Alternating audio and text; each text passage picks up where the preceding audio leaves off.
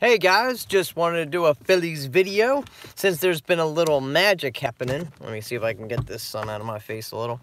There we go.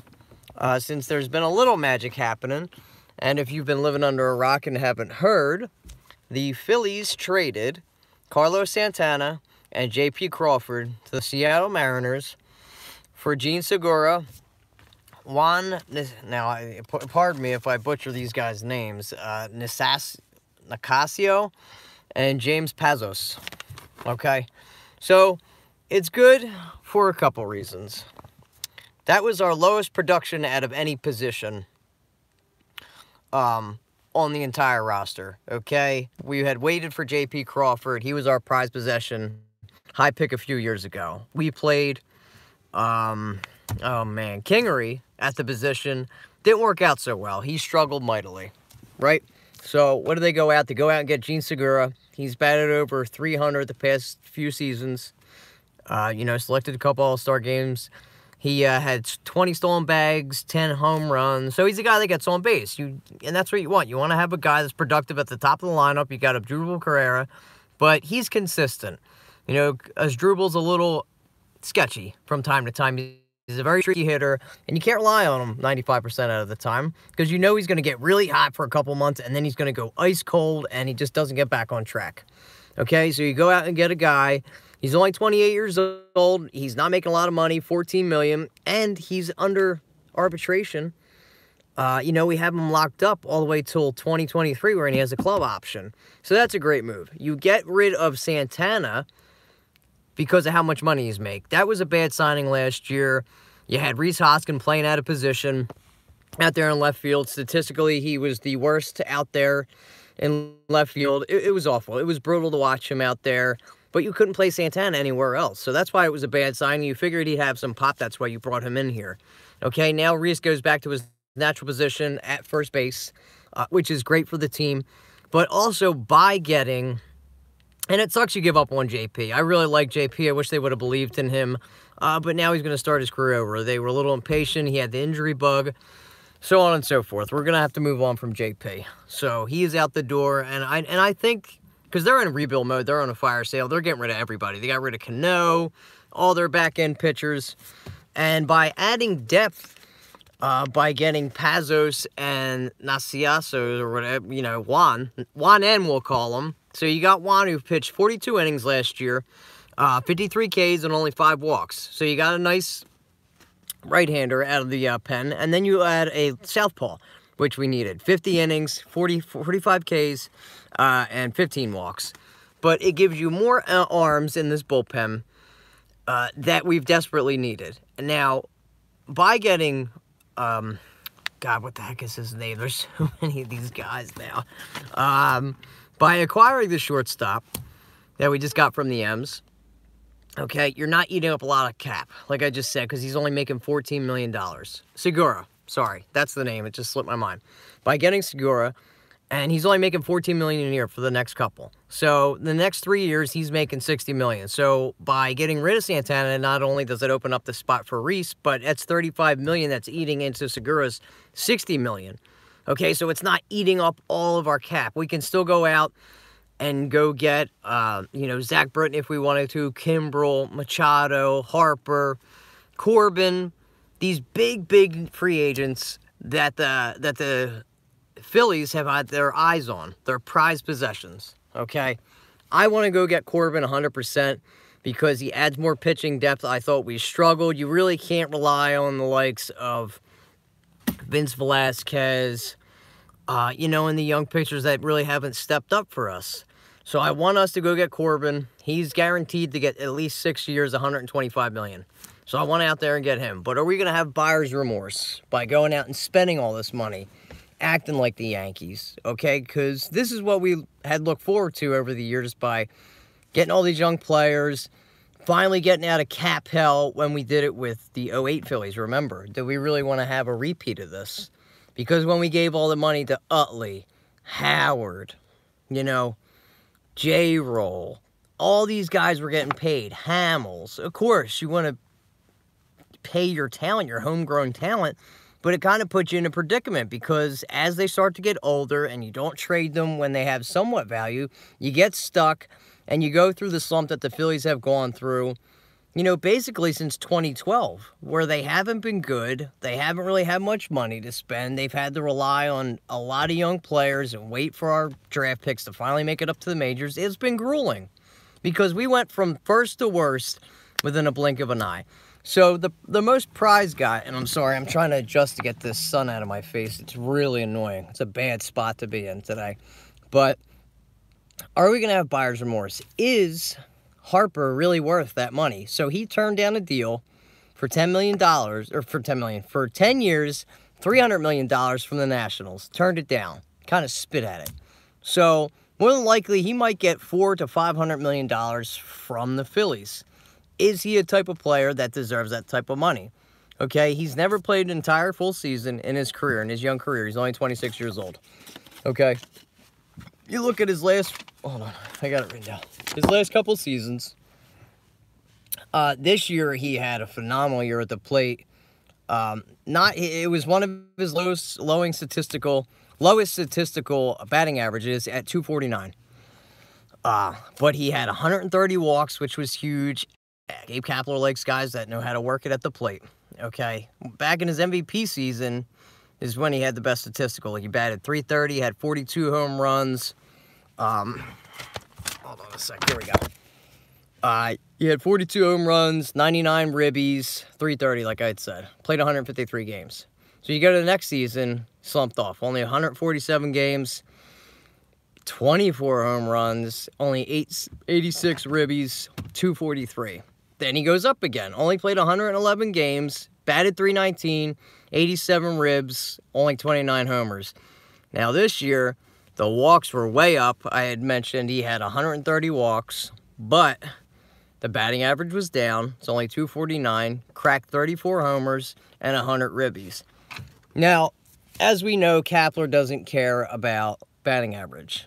More or less, none of the statistical guys in this day and age, analytics, don't really care about that. They just care about on-base percentage and rocking them into the seats. So is he worth giving all that money to? Are we willing to invest? Is he a franchise player? That is what the Phillies are going to have to look into. If it's between him and Machado, I want to get Bryce Harper. No ifs, buts about it. I would love to have a player of his caliber because he plays hard every single time. Okay, you look at Machado, he rubbed me the wrong way, not only with what he did during the regular season, but in the playoffs, okay? With his comments saying, you know, I'm not going to give it myself 100% all the time. Why should I do that? Johnny Hustle. Nah, I'm not going to do that. I don't want a player like that in our organization, especially if we're filling his pockets full of money. Okay, he's making $16 million this year, and he's doing that now. What is he going to do when you're stacking him full of freaking $20 to $30 million a year when he's going to get $400 million? Okay, so are the Phillies, you have links because he's got connections with the old Baltimore crew that is now the Phillies Brain Trust, and Clentac, Andy McPhail, guys like that. They've known him his entire career, okay? So they're going to want to go out, talk to him. They're going to know Manny Machado better than anybody. So they're going to do their due diligence, I'm hoping, and figure if he's worth that, if he's not going to hustle this, and that. Whereas you look at the other end of the spectrum, you've got Harper that's going to give it to your all, okay? I think he is a franchise player. I think he's one of the best players that you have in the league next to Mike Trout. In Bryce Harper, you pay him that money. There's a reason you turned that down. I would love for him to come here and play for a city like Philadelphia. He fills a need out in the outfield. Like I said, Reese can move back to his original spot at first base. And you could still add some more pitch. So if you figure you sign Corbin, you pass on Machado, because I don't know if Machado's going to want to play here. You know, there's been rumors that he said he doesn't want to play third. He'll only play short. I feel like that's true. He seems like a guy that really wants to stick to his guns, and he's like a prima donna. He's going to want what he wants. He's done playing third base, blah, blah, blah, stuff like that. The hustle thing really gets it to me with Machado, though. He does put up gaudy numbers. You know, he's great at the plate, but I'm going after Harper. It's just, you look at it with the young nucleus that we have, it's time to spend money. It's time to get big-name players in the organization now. But are we going to regret it 5 years down the road? Is Corbin and Bryce Harper and whoever else we might add to the roster really going to put the Phillies in a position where they're competing for multiple World Series? I think that it's going to put us not in the World Series back-to-back years like we had with the '08 Phils, but at least it's a start. You know, we went 80 and 82 this season. We started off really hot, and then we cooled off statistically. But the team doesn't have an identity. There is no superstar like the '08 teams had. You had the Howards, the Utleys, the Rollins. There is no identity on this team. You know, Rhys Hoskins is, like, kind of there. He's, like, right under that tier of becoming a superstar, but he's not there yet. You got to get a guy like a Bryce Harper to get that swagger, to get that superstar mentality in a city like Philadelphia, to propel us to the next level. And then when guys get like a superstar player like that, it just brings morale up, and I feel like it makes everybody play a lot harder. You're going to see better seasons out of, you know, Kingery. And I think Kingery's probably going to move over to second. I don't think they're going to leave him at shortstop because that's his natural position. I figured that's what they were going to do. Crawford would play short. Kingery. Cesar is going to be gone, regardless. I would like to have a closer like Kimbrel, but I'm not paying him 6 years, $100 million for a guy that's been in the league 9+ years and has got 500+ innings on his body and his arm. I mean, he's great. That fastball's still there. He's electric. I don't see him sustaining his career much like a Mariano Rivera did. You guys remember Mariano pitched till he was in his mid-40s. Kimbrel, I mean, you know, Rivera had that great fastball, but once he lost that stuff, he had ball placement. He had the touch, spin on it. I don't see Kimbrel doing that. And I don't want to have another Papelbon issue where we have another melting closer like that, another meltdown crazy closer, because we seem to just want to have all those Boston Red Sox closers come in here and suit up for the red and white pinstripe. I'm good on that. But, right, Kimbrel is Papelbon. So I'm not paying him all that money for a closer that's got that many innings on his arm. So I want to pass on him, but I want to get Corbin in here to add to this pitching staff because we saw the struggles of the young pitchers, of Velasquez, of the other young guys, too. We couldn't get... Oh, God, their names are slipping me. I'm so not in baseball mode, but... getting Gene Segura was big for the Phils. Okay, I wasn't happy giving up J.P. Crawford at all. I wish we could have somehow worked it out, but he was the odd man out at this point. I don't know if him and the organization just brushed shoulders and rubbed the team the wrong way. It just, he seemed to be on the outs. Even when he got healthy, he really wasn't getting playing time. So, I don't know if the Phils are going to have buyer's remorse. They might. I just don't want to go out here and spend crazy, stupid money unless it's going to be on guys that are going to put us right into the championship, right back into where we deserve to be at the top of the NL East. You know what I mean? Because you got the young nucleus, you've got Kingery if he ever turns it back on, but you maybe trade a piece like a Cesar, and do we re-sign the Buffalo and Wilson Ramos because Alfaro Coit isn't there yet? You might see him get re-signed as well. But Corbin's a must, in my opinion. And you got to throw everything, the kitchen sink, to get Harper. Harper has to become a Philly for us to be at the top of the East. Of the NL East and just of the NL period. Because there's a lot of young teams. And I've heard links that he's going to be going to the Cubs. I pray to God that that doesn't happen. Because they can move pieces. I know Chris Bryant's been on the trading block. But if we're in a bidding war with the Cubbies, he wants to win. Okay? Can you blame the guy? He's been stuck with the wallowing Nationals, who have been good for the past 4 or 5 years, but they just could never seem to get it past. They just get knocked out, much like their hockey team would always have great regular season and then get knocked out in the playoffs. You know, maybe our culture and what we bring to the table can overshadow what the Cubbies have, but they got Joe Madden. They've got a young nucleus. They've got a ton of picks. They are really set up to win and compete for the next couple of seasons, are the Cubbies. And they were wilding for the longest time, if you guys remember. Yeah, right, Sean. You know, there's a lot of links with him and with the Cubbies organization. He's got friends in the organization, not only Chris Bryant, but executives over there. So there's a lot of connections that could lead Harper to going to them. Now, you're saying how can they afford him? They're talking about trading Chris Bryant, unloading their right fielder out there, Jason Hayward, because he's eating up a lot of space, a lot of money. We'll just have to wait and see. The Phillies need to make a splash. You guys remember when the Sixers were doing this? We were all excited trying to get LeBron, Kawhi. Well, the Sixers missed out. Now it's time for the Phillies to make up for that. Even though the Sixers are playing bomb right now, baseball's a little bit different than basketball. You need to have superstars to win World Series, as we've seen back in 08. But if I'm Andy McPhail, if I'm Clentak, I'm getting on the phones. I'm doing whatever it takes to bring Bryce Harper in here. I don't want any parts of Manny Machado. Okay, if we end up getting him and we miss out on Harper and we get Machado, I'm not going to be upset. But between the two, with the no hustle, that ain't going to flow well here in Philly. I do too, Sean. You know, is he worth that $400 million? No. I don't think he is personally, because I think Trout's the best player in baseball.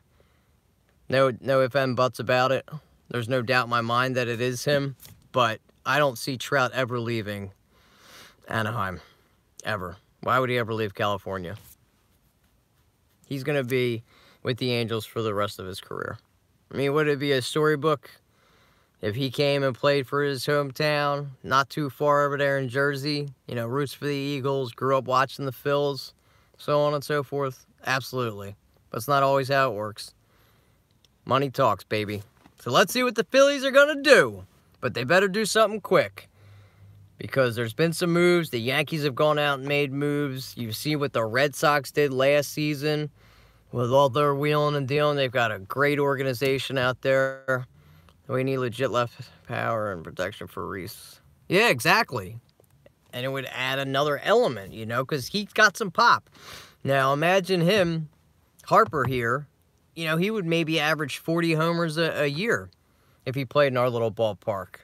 And just the hustle. He is just Philly through and through. He's a blue-chip collar guy. He throws his body on the line, plays hard all the time. Then you got Machado, who's the complete opposite. Complete opposite. He fits well out there in the West in L.A. He should have just stayed with L.A., but he's enamored with New York. He's always wanted to play for the Yankees, so they might be in the mix. And you've seen they already traded for James Paxton. They acquired him. The Yankees are making moves. Red Sox made all their moves last year. They got their young core, but they acquired big free agents. They got Chris Sale in a trade, you know, and they signed a couple big pieces that won them the World Series. I mean, it was, I think, one of the worst playoff baseballs I've seen in a while. The Astros did it not too long ago, too. They got their young core, added big free agents, traded for Verlander. Well, it's our time, baby. Let's get it done. KG with the Bitter Birds. I'm out, guys. Let's see what the Phillies are going to do. But will they have remorse? Is it going to be 08 all over again with Ruben tomorrow? But now it's just Clentak in his place. We will have to wait and see. All right, guys. KG on BB. I'm out. Peace. Adrian and Tony are going to be doing a recap as well. Just wanted to get my 2 cents in.